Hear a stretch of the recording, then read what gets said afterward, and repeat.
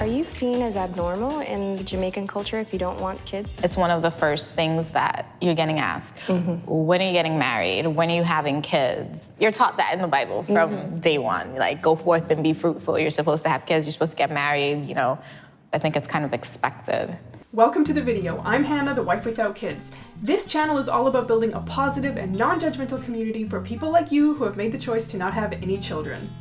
I feel like that Bible verse is quoted to every single person who has ever wanted to be child-free. I know it pops up in my comment section fairly frequently that I need to be fruitful and go multiply. So when you were young, did you ever think not having kids was an option? No. No, It not was at all. Not at all, not an option. The idea that you could decide one way or the other was never something you thought about. Always wanted children. I feel like most women can really relate to that. Most women don't think that they have an option. They just think that they have to have kids because that's how everybody does it. In my family, everyone had children. I grew up in a very confined religious household, meaning that we weren't allowed to go out a whole lot. So I wasn't so exposed to what other people were doing. Mexican Catholic culture really encourages you to have as many kids as you can possibly pop out. Pop out, yeah. A Catholic family and you're not sure if you want kids, she's brave.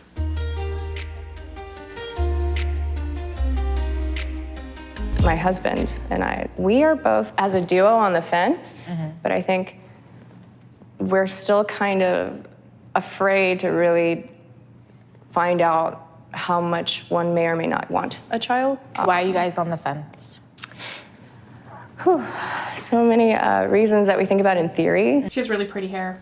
As a woman, I hate starting sentences that way, but as a woman, I feel like a part of my identity would go away in the job of being a mom. I think society pushes that so hard that as a woman, you're just supposed to be a mom. And if you're not a mom, you just won't feel fulfilled. You'll feel like you're missing out on something. You won't really be whole. You won't be experiencing everything that womanhood actually is. I think because that narrative is pushed so hard, it makes women almost afraid to make the choice to not have kids because what if all those things that people say define womanhood are true? I think it makes people really pause and think, okay, well, maybe I really do want kids and I do want the experience of being a mom, even though it actually doesn't really appeal to me because everyone says this is what women are supposed to do, which I could see would be really confusing. Like what? There are things I do that I know would change immediately the moment I decide to be a parent. And so I think my husband knows this and how I find that kind of scary. I think it can be a hard conversation to have with your significant other as well. If you're both kind of fence sitters and you're not really sure how much the other person wants or doesn't want kids, and maybe they're saying the opposite of what you're thinking, that could be really triggering and it could make your relationship a lot more challenging. But also knowing that you might disappoint your partner could be a tough one.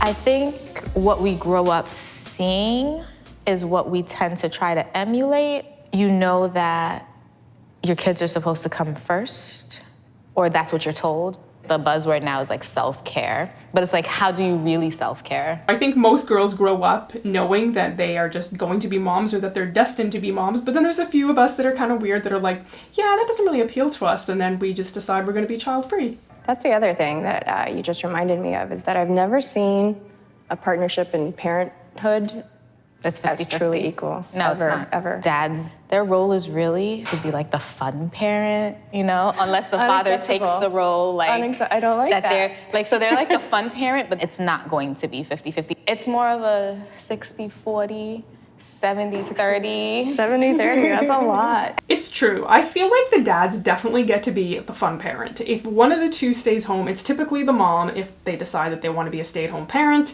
I see that in my friends' kids, definitely. 70-30 split. There are obviously different expectations within different cultures, but a 70-30 split, wow, that would... I feel like if I was in that position, I would feel like I was a single parent a lot of the time, and then, you know, a small percentage of the time someone came and helped me, and I would find that really hard to be okay with. I think ideally we always think like, oh, 50% mom, 50% dad, but that's typically not how it tends to work out. I think just growing up seeing moms doing a lot, dads working, you just know that that's your role, or that's what you're told that your role is. Right. So you kind of just fall in line. Yeah. Do you kind of see that happening now with you? You're kind of following the traditions? Yeah, following the traditions, but also trying to like break off and make your own choices, you know. I feel like that could be really difficult for people because tradition plays such a massive role in most people's lives, and so sometimes you just default into what is traditional even if maybe you don't think it's the best fit for you. But I think to take a step outside of what people, your family, your culture typically sees as being traditional can be pretty challenging for some people. But I don't think that always comes easy, and I definitely think there tends to be some serious criticism for women who step outside of that traditional role, especially within certain cultures. Have you ever been pregnant? Yes. So I had an abortion when I was about 21 years old. Okay. I had been in a relationship for about 6 months with my now husband. Was that a very hard choice? I think not. There's a lot of pressure from people, from media, from things that you read to feel like it should be the hardest, most difficult decision of your life. I didn't feel that way, but I did feel like I should be behaving as if I was having a harder time with it. So it was kind of confusing. Do you think that plays a part in now not wanting to have kids as yet? No, I don't think that the fact that I've terminated pregnancy makes me less likely to want a child. Okay. It remains one of the best choices I've made.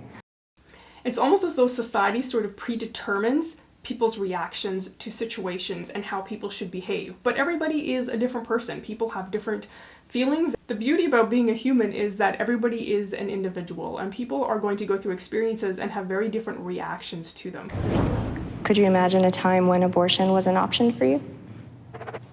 No. No. I don't think I would be able to go through with it. I actually just told my mom not that long ago that I had so an she abortion. didn't know. She had no idea. How did she take that? Not well, but I will say that the way she took it now, it was like 10 times better than the way she would have taken it back then. I think that she's just upset, really, that she wasn't there to see me through it. She doesn't feel like women shouldn't have the right, it's just she doesn't want to hear about it. That's a really personal decision, so I could see how maybe people don't always feel comfortable telling family members when they make a decision like that. I think parents never really stop being parents, even when your children grow up and they're adults. And I imagine when something happens and you're not able to give that support or that comfort to your child, that's probably pretty challenging for a parent.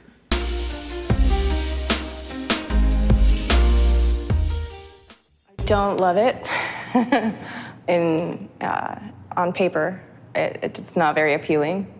Or it might change for the better. You think? You might enhance certain parts, that might not have been as enhanced previously, I don't remember gaining a lot of weight. I think I gained the expected amount of weight, so it wasn't as hard to come back. I have only ever had one friend that said she liked her body better after pregnancy than before pregnancy. And by that comment, I am not saying that all of my friends that have had children despise their bodies and don't like their bodies. Not at all. I'm not saying that at all. There are obviously advantages for some girls with how their bodies change, and there are some challenges with some girls on how their bodies change. But I've definitely seen how some women struggle with their body, and I think that's really normal. I think when your body goes through changes, even if you're not pregnant, it can be hard to accept, right? I can see totally what she's saying. I feel like I'm kind of on the same page. It would be a challenge for me. So what if your husband got off the fence and he was on the side of he wanted to have kids, then what? We are both anxious people, and we are easily overwhelmed. We've looked at all the cons, mostly the cons, looked at the pros, and we just go over it over and over again, and we just don't see how we could create a positive situation out of having a child other than just having to. I think it's really good that she has that insight into her and her husband's personality, because I don't think every personality just blossoms and absorbs motherhood or fatherhood. I think people say that, they're like, oh, well, when you have a kid, you just start loving them and you know exactly what to do. And it's just like, people just almost seem like that something magical happens and suddenly you just have all these instincts and you're just an A+ mom. I have a hard time believing that because it sounds too good to be true. I think there are certain personalities that adapt way better to massive life changes or small amounts of sleep or the stress that comes with having a baby or anxiety that you might have if you have a baby that has some complications, or if your baby was premature. You could literally give the exact same baby to 2 different moms, and one could be just like so stressed out and have a really hard time adapting and making things work well. And one could just like be like, hey, this is no problem. I know a lot of people who have the same stance. Don't overthink it. I think you guys are overthinking it. You know? I hear that a lot. Yeah, there's a lot of things that would tell you not to have a child, but when that child is looking at you or they tell you that, Mommy, you're the best. It's like, oh, I am, thank you.